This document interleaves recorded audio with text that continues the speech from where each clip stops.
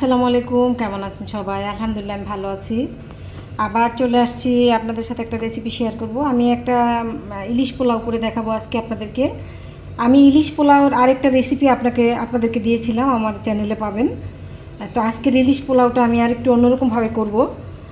একটু বাড়তি কিছু মশলা আজকে এড করব, বেশি না, ঘরে থাকা মশলা দিয়ে করব। তো আপনাদেরকে দেখাবো। তো ভাবলাম যে তাহলে রেসিপিটা আপনাদের সাথে শেয়ার করি। ইলিশটা খুব একটা বেশি বড় না, দেখেন 1 কেজির কাছাকাছি হবে ইলিশটা, আবার একটু ডিমও হয়েছে ভিতরে। তো আমার হাজব্যান্ডের খুব ইলিশ পোলাও খেতে মনে হয় ওর ইচ্ছে করেছে। তো কালকে ইলিশটা এনে আমাকে দিয়ে বলল যে আজকে যাতে একটু ইলিশ পোলাও করি। তো আমি বললাম যে দেখেন, এই ছোটো ইলিশ দিয়ে তো ইলিশ পোলাও ভালো হয় না, আর আমরা মানুষ বেশি, এই ইলিশে হবে না। বলে যে যা হয় তাই করো। তো আজকে চলে আসলাম। তো দেখেন, আমি মাছগুলো আমি আবার এখান দিয়ে কেটে নিব, যদি না কাটি তাহলে আমাদের ঘরে আবার হবে না। আপনারা হয়তো জানেন অনেকেই যে আমার বাসায় আল্লাহর রহমতে আমরা ফ্যামিলি মেম্বার বেশি। তো মাছটা যদি আমি মাঝখানে 2 পিস এভাবে না করি, তাহলে 1 পিস করে আমি বুঝ দিতে পারবো না কাউকে। তাই মাছগুলি কেটে নিচ্ছি। আর মাছটা আমি ধুয়ে পরিষ্কার করে নিয়েছি, লবণ মাখিয়ে রেখেছিলাম এতক্ষণ। এখানে দেখেন, আমি এই পেঁয়াজ আর বেশ কিছু কাঁচামরিচ, প্রায় 20-25টা হবে, আমি ব্লেন্ড করতে নিয়েছি। এগুলো আমি পেস্ট করে নিব। এখানে আরও কিছু পেঁয়াজ, আরও 4টা পেঁয়াজ এখানে আছে, আমি এটাও পেস্ট করব। যেহেতু আমার বাটিটা ছোট, জারটা, সেই কারণে আমি অল্প অল্প করে দিয়ে পেস্টটা করছি। আর আজকে আমার যেটা লাগবে সেটা হচ্ছে, আমি দেখেন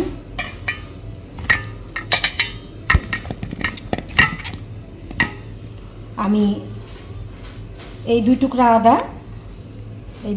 আদা আর এই 3টা রসুনের কোষ নিয়েছি আজকে ইলিশ পোলাওয়ের জন্য। কারণ ইলিশে বেশি মশলা যদি আপনি আদা রসুন বা অন্য কোনো মশলা দেন, তাহলে ইলিশ মাছের স্মেলটা থাকে না, ঘ্রাণটা থাকে না। সেজন্য ইলিশে যতই কম মশলা দিবেন, তত ইলিশের অরিজিনাল যে ঘ্রাণটা সেটা পাবেন। তা আমি এগুলি পেস্ট করে নিচ্ছি। আর এখানে দেখেন, আমি চালটা ধুয়ে পানি ঝরিয়ে রেখেছি। পরে আমি চালে ইলিশ পোলাওতে কিছু কাঁচামরিচ দিব, সেটাও আমি চালের উপরে ধুয়ে রেখে দিয়েছি। তা আমি পেস্টগুলি করে নিচ্ছি, দেখাচ্ছি আপনাদেরকে। আমি এখানে একটু পোস্ত দিয়ে দিলাম, দেখেন পোস্তটা আমি পেস্ট করে নিব পেঁয়াজগুলির সাথে। সবগুলো পেঁয়াজ কাঁচামরিচ এখানে পেস্ট করে নিচ্ছি, বাকি এটুকু আছে এটুকু করে নিচ্ছি পোস্তর সাথে দিয়ে। দেখেন, আজকে আমি এখানে পোস্ত দিয়েছি, একটু আপনাদেরকে দেখিয়েছি। তো পেস্ট করে আবার ওইটার মধ্যে পেস্টটা ভালো করে করি নেই পুরোপুরি, আর একটু করবো, সেই জন্য আমি একটু নারিকেলও দিয়ে দিচ্ছি। দেখেন, নারিকেল পোস্ত, এটার পরিমাণ কিন্তু খুব একটা বেশি দিই নেই আমি। আজকে আমি বলেছি যে আমি আজকে একটু অন্যরকম করে ইলিশ পোলাওটা করবো, সেজন্য আমি পোস্ত এবং নারিকেলটা দিয়ে দিলাম এটার সাথে পেস্ট করার জন্য। দেখুন, আমি এখানে একটা কড়াই বসিয়েছি। বিসমিল্লাহির রহমানির রহিম। কড়াইটা গরম হয়ে গেছে। আমার এই রান্নাতে তেলটা একটু বেশি লাগবে। তো তেলটা গরম হয়ে গেছে আমার। আমি একটু লবণ দিয়ে দিলাম আগে, কারণ আমি পেস্টটা এটার মধ্যে দিলে হয়তো ফুটতে পারে, সেজন্য আমি একটু লবণ আগেই দিয়ে দিলাম। এই হচ্ছে আমার পেস্টটা। এখানে নারিকেল, পোস্ত,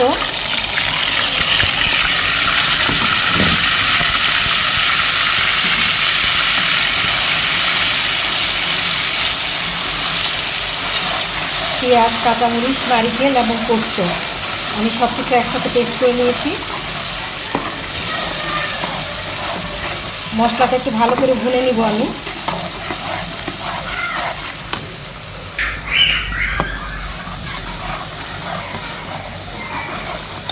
মশলা বলতে আমি এখানে যেই পেস্টগুলো দিয়েছি এগুলাই।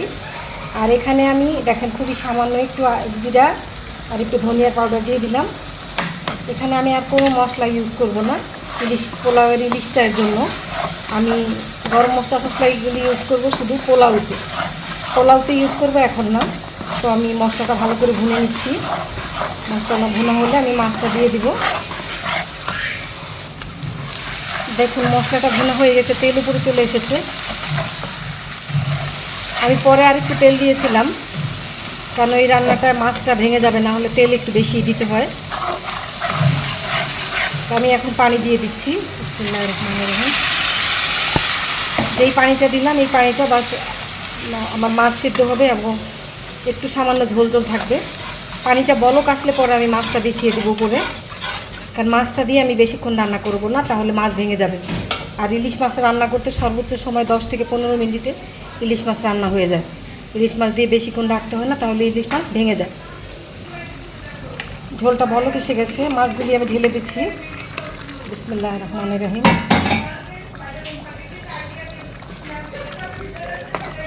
ইলিশ মাছ কখনো রান্না করলে ইলিশ মাছ বেশি নাড়তে হয় না।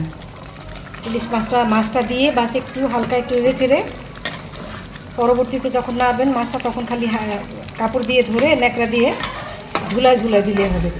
ঘুরাই একটু ঝুলাই দিলেই বাস হয়ে যায়। তো আমি 10 মিনিট অপেক্ষা করব মাছটা রান্নার জন্য। ওইদিকে আমি পোলাও রান্না করতে চলে যাচ্ছি। দেখুন আমি এখানে পোলাও রান্না করার জন্য একটা হাঁড়ি বসিয়ে দিয়েছি। এখানে আমি দারচিনি, গোলমরিচ, এলাচি, লং, একটা বড় এলাচ, কয়েকটা কাবাব চিনি, এগুলো আমি তেলের মধ্যে দিয়ে দিয়েছি। আমি এখন চালটা ঢেলে দিব, না একটু আদা রসুনের পেস্ট দিব, একটু আদা রসুনের পেস্ট দেবো। 1 টেবিল চামচ পরিমাণ আদা রসুনের পেস্ট দিয়েছি।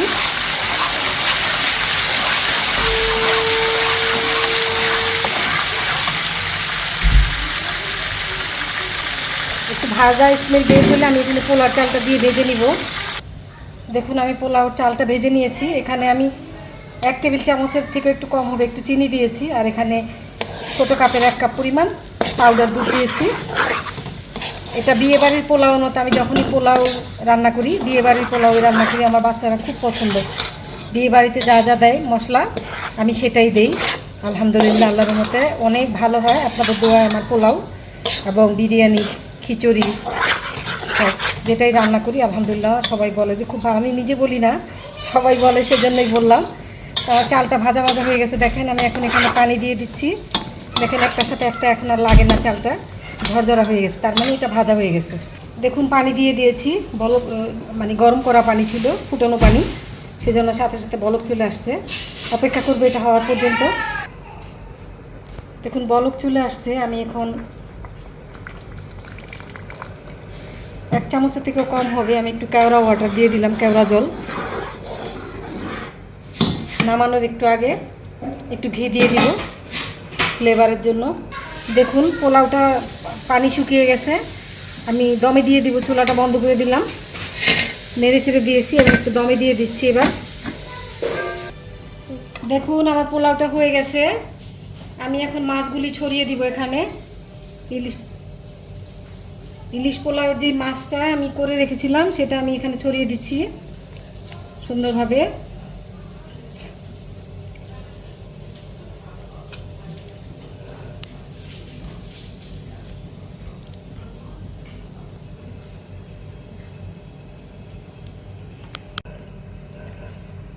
দেখুন মাছটা ছড়িয়ে দিয়েছি আমি এখানে।